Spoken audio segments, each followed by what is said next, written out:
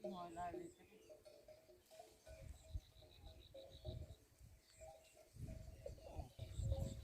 ี่ดับเราประตู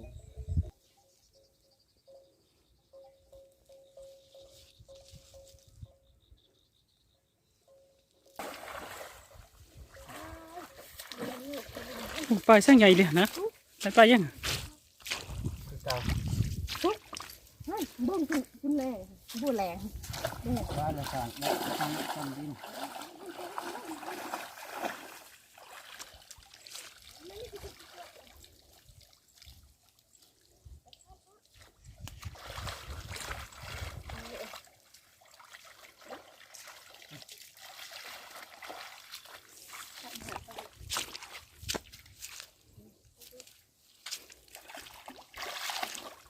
หลาไปตาย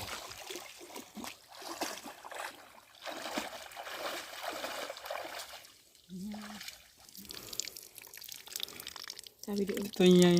ไอ้มาเห็นป่าเวลาหย่อเยอะ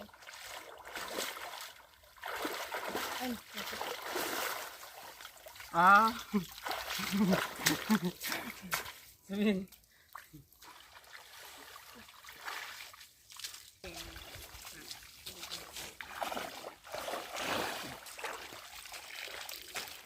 ไปเลยอันนั้นเว้ย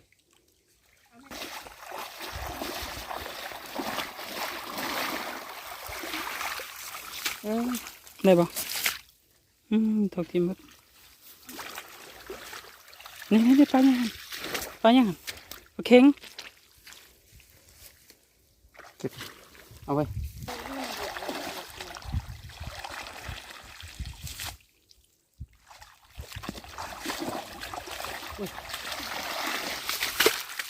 ต้องมาทิมปลา